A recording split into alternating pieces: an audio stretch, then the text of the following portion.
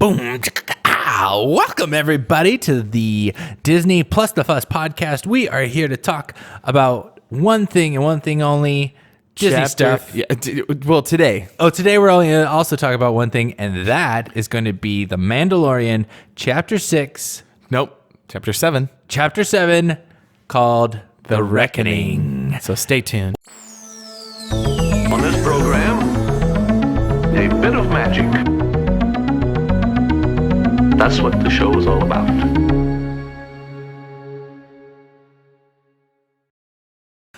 Cool. Welcome back, you guys. Thank you so much for watching this video breakdown, or if you're just listening to it, thanks for listening to this chapter breakdown of The Mandalorian. It has been quite a ride. It has been quite a ride, and we are closing out towards the end of the series. There is only one more episode after this, and boy, oh boy, oh boy.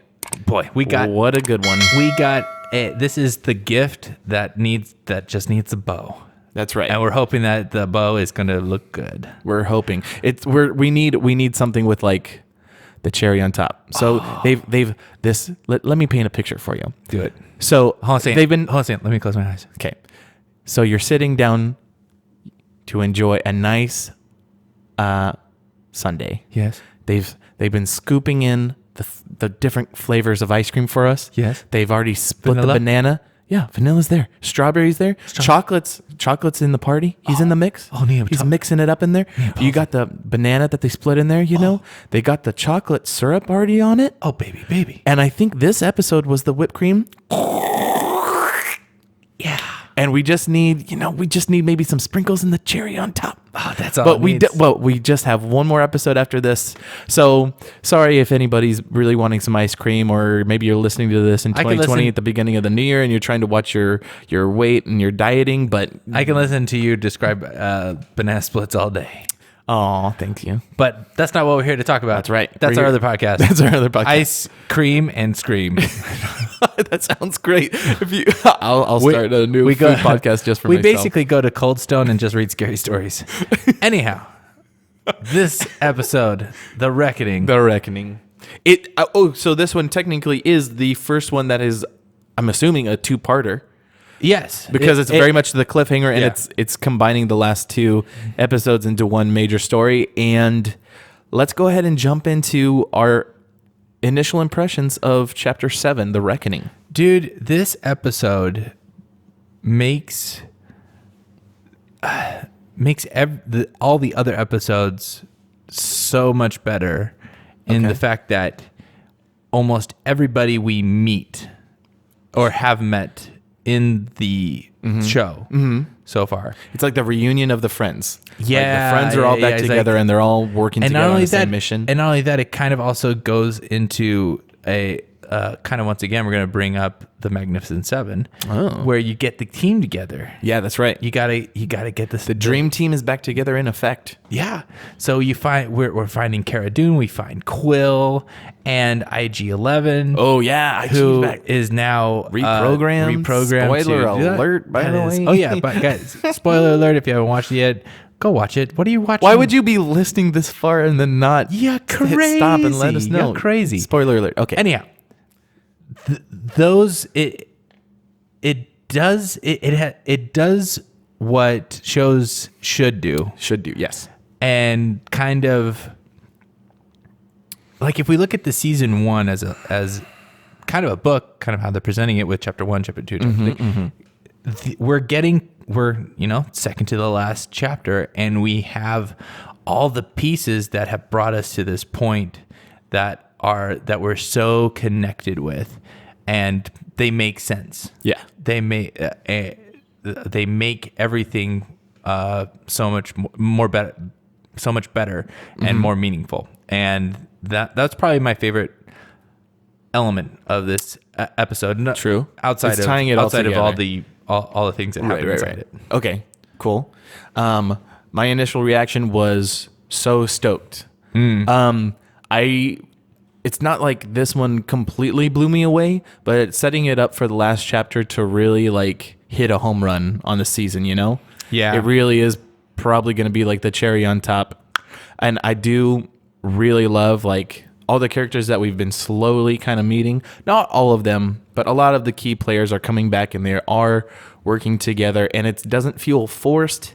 Yeah. It feels very organic. It feels like everything's just falling into place. The characters are at the right place at the right time, and it's really cool. And I really enjoyed watching this episode. And all their motivations are super, like even when he was asking Cara Dune to come with him, she's initially like, nah. It's like, it's against like Imperial people. She's like, you son of a gun. I'm in. Yeah, exactly. You know? And that was, that's super relevant to that character. And, you know, she would like, she comes off as a character that wouldn't say yes unless it was for something super specific. Like gotcha. The Empire. And so, Carl Weathers, in this episode was super good. Werner Herzog. He's back, right? He's back, yeah. But also not back. because okay. So we had the drive by. Yeah, let's go over the main like key points of the plot because it's a two-parter. I want to stay on track. So make sure we don't skip anything. So Carl Weathers sends a voicemail to the Mandalorian saying, "Dude, we'll make a deal." He's like, a little truce, like our planet, our area is kind of being overrun by Imperials since you left. Nothing's really the same. He can't operate the bounty hunter guild the same. Right. He's underneath the thumb of that Imperials. Yeah. Right. Just come here. We'll put together a team. We'll kill him. Okay. Right. And so then he's like, okay, he's got to hear him out. You know, he doesn't want to be on the run from those guys. But the Mandalorian is smart. He knows that he shouldn't trust him, so he goes to put together his own little team to make sure that Baby Yoda's taken care of, and that he's got a little bit of a backup just in case. So when he goes to Cara Dune, he goes to Cara Dune first. Okay. To get some muscle. Yeah. Where she's doing a really cool MMA fight. Yeah. Strung together by some kind of electric rope, which she's puts the smackdown on this bigger guy, dude. That was a fun little scene over there. So she's on board. They go over to Quill because he's like the most coolest old dude ever, and we get to hear his backstory about how he was a slave, right? Yep. And earned his own freedom. He's like, dude, I'll tell you what made me get released, and that's why you can trust me for putting back together IG-11. Who's longer who showed an up, assassin, and now droid. he's like a nurse and a protocol droid kind of. He's not a hunter that they call they've been calling him. He's now just a protector and a nurse. Yes, and so. He's like, yeah, I'm in to help the baby, and he sees the significance of Baby Yoda. He's like, yeah. No, this is important to help with. So they go to the planet. Dang, I can't remember what. It's okay. Anyhow, they go to the planet where Carl Weathers is. They meet up with him, and in the while they're traveling to kind of go to the meeting spot, they get ambushed by these dragons or whatnot, pterodactyls or something. Yeah, that was an amazing. I was very impressed with how that looked, like in the dark, kind of a little spooky. It felt a little similar to the first Riddick. Riddick Chronicles of Riddick. Okay. Yeah, the first one where it's like, I think it's Into the Dark or something like that, where there's a lot of these things that operate in darkness, and they kind of pop out to the light. I think these are the same creatures that are supposed to be on Dagobah, or there's like creatures that we encounter in Empire Strikes Back whenever the Falcon and then Leia and Han stop in like what ends up being like the mouth of a giant monster. There's these things that kind of like are flying around and attaching themselves to the ship, and I think it's supposed to be one of those kinds of things, like this kind of like scavenger, like night hunter. Yeah. So we got to see that, and then we got to see Carl Weathers get scratched up, and he's getting the poison into him, and then Baby Yoda comes up, and we've seen him try to heal Mando before, but he does a little bit of the 3-finger magic, forced heal, and he heals him. Yep. And then they're like, oh my gosh, this like kid for sure has like magic powers. This is no joke, and he knows what he's like trying to do. So we get to see that, and then the whole group.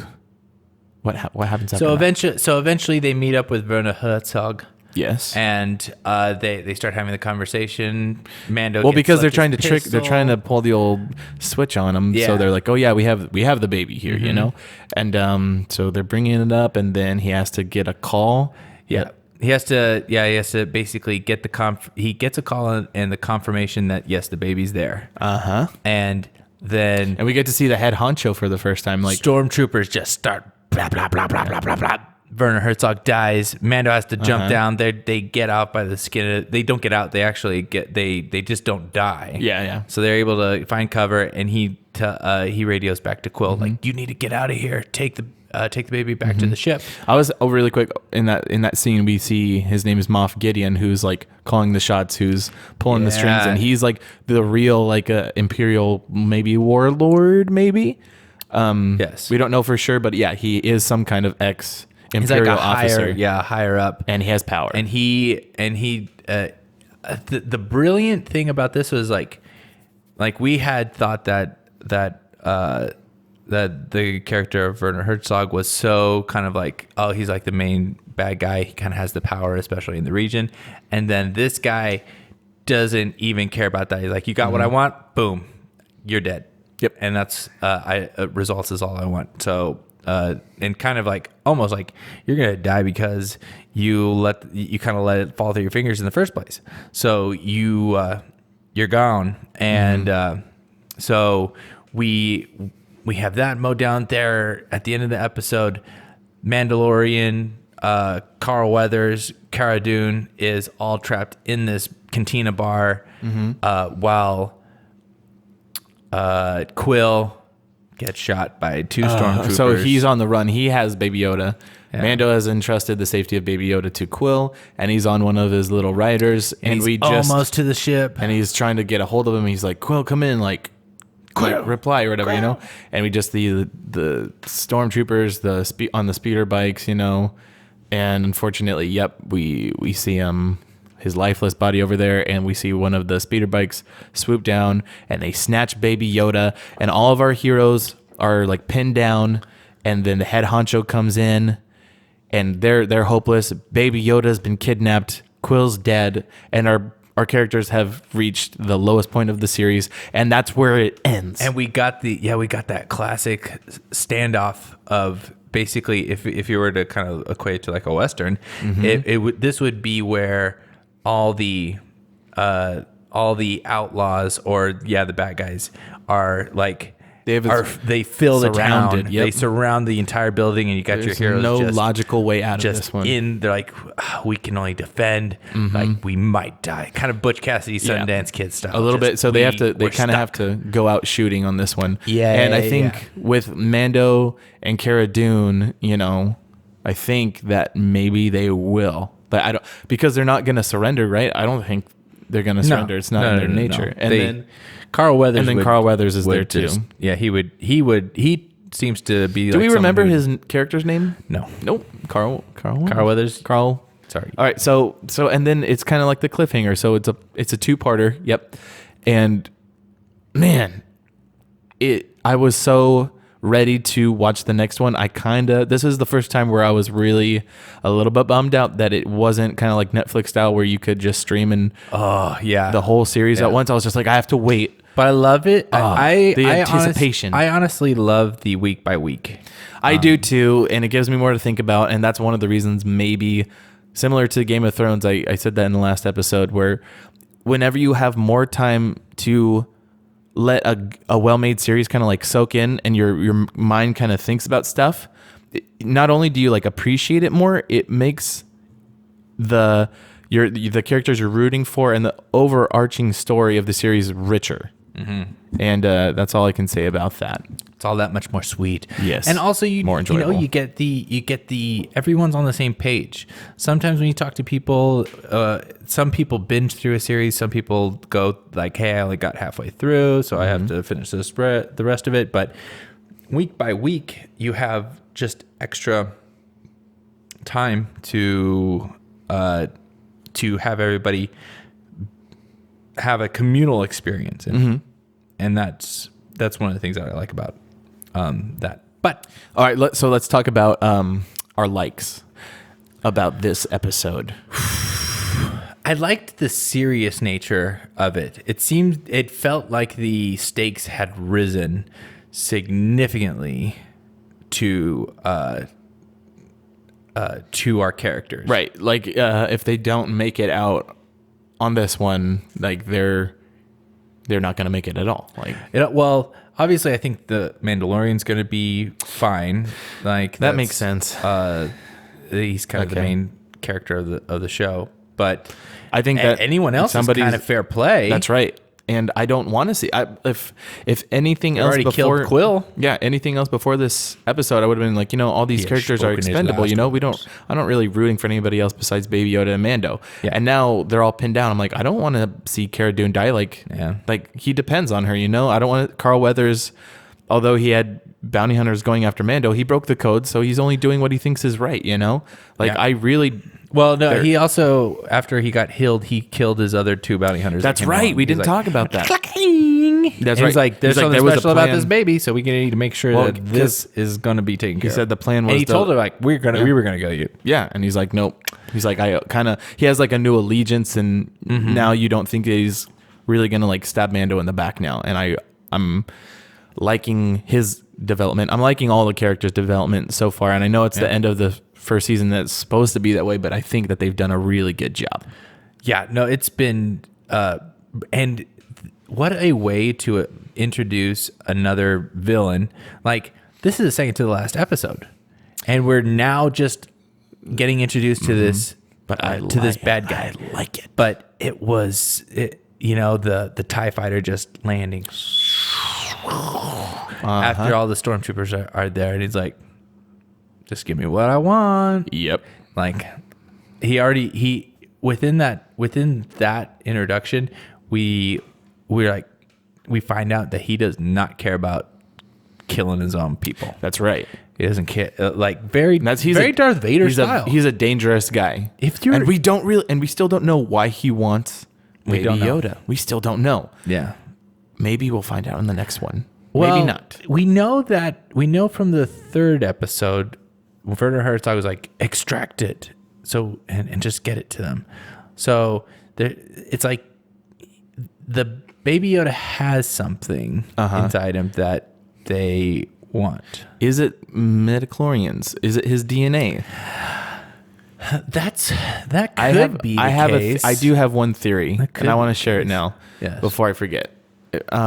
I think that they have kind of figured out that there is maybe some Jedi out there, and they're the real threat. Well, they know that there's Jedi out there. So but they don't know how to find these guys. So I think if they find an individual that has a higher midichlorian count, because they've been like searching for him, they found Baby Yoda who has a high one. If they can like extract his DNA or something, they have the technology to put a tracker on that, and then maybe that can help like make a map, and they can find out how to hunt down the last of these Jedi. You don't think that they want to try and become like Sith? That too, or like Force a users? weapon.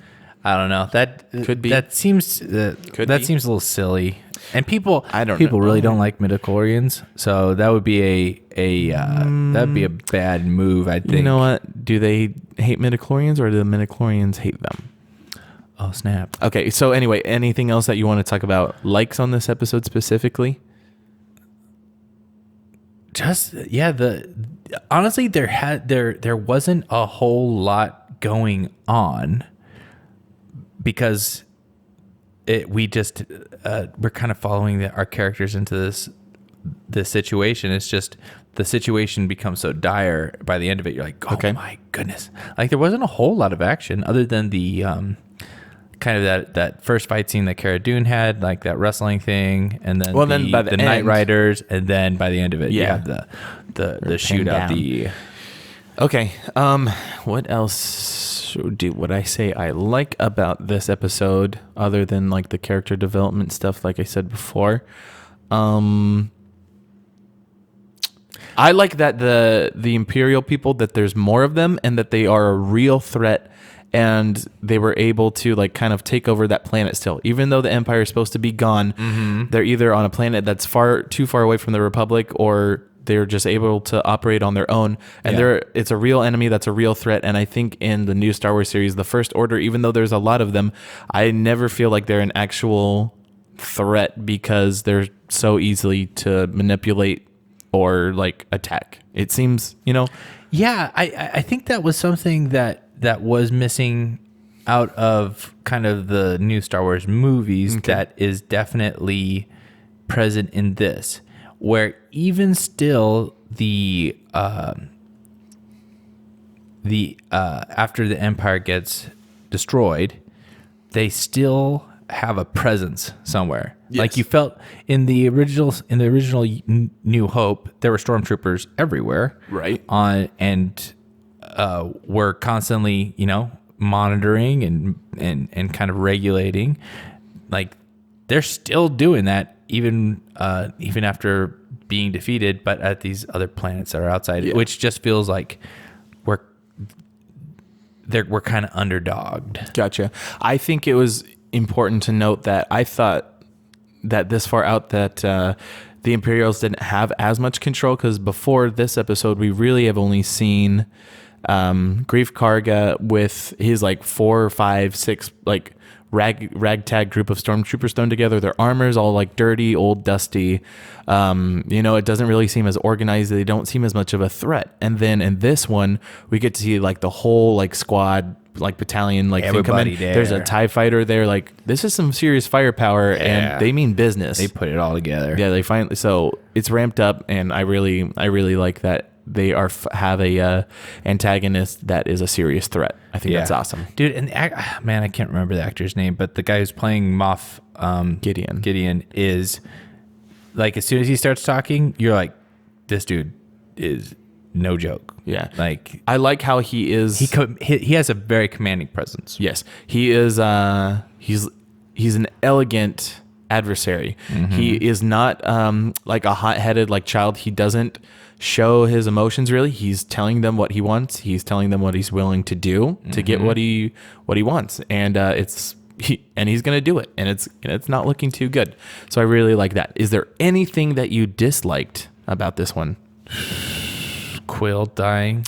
Okay, yeah, we can finally talk about not really things as far as like the show production and story, what we disliked or something. We have something about an episode, even though it's not making the episode worse. We have one of the people that we liked dying. And he was such a good character. Yeah, he was made. He was the old wise character, kind of sharing his knowledge and perspective, and we don't get that anymore. And we learned so much about his backstory in this episode that that is just now lost on.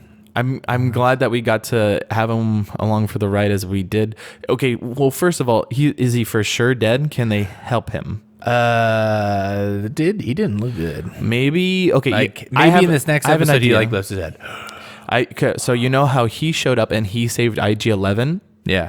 Maybe IG-11's going to show up and save him. Could a little bit of poetry, a little rhyming. George Lucas loves things. He's like, they're poetry, they rhyme, you know what I mean? Little callback. Yeah. I think they might do something like that because they have invested. He's been in like 3 episodes, Yeah.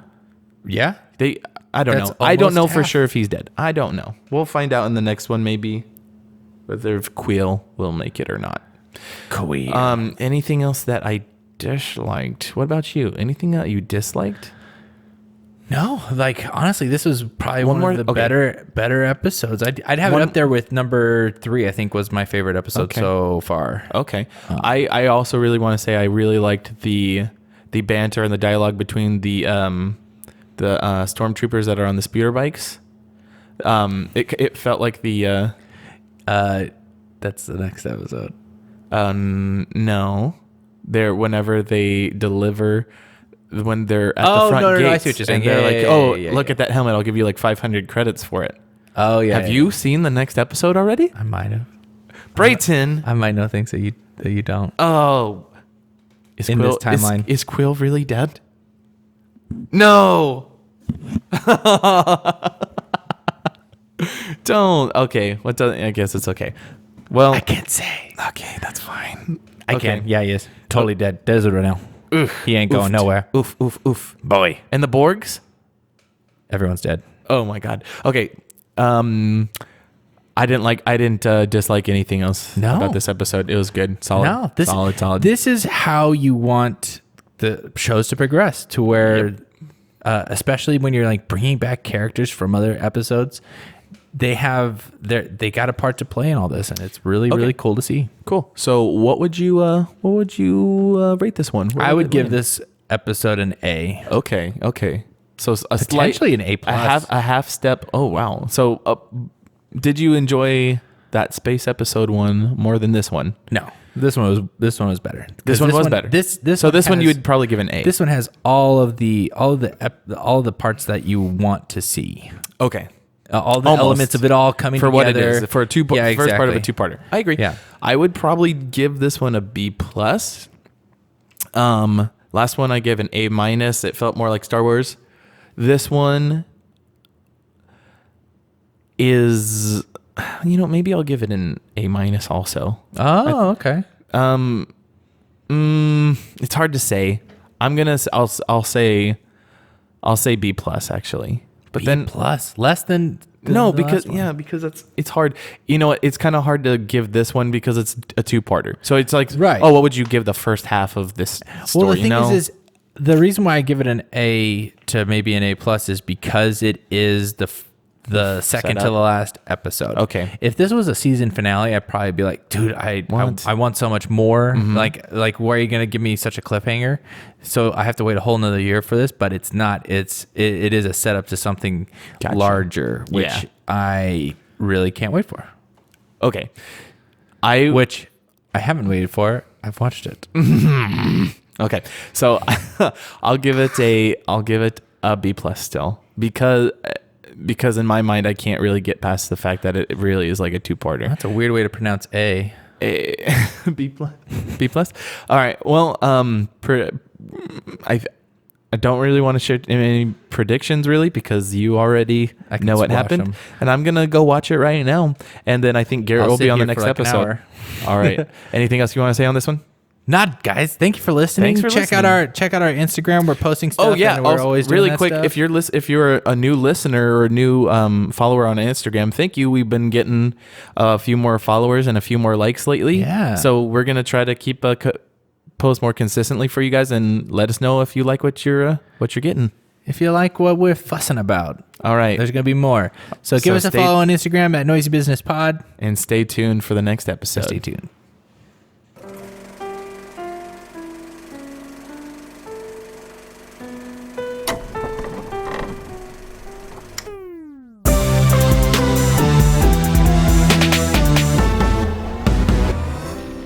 What a piece of junk.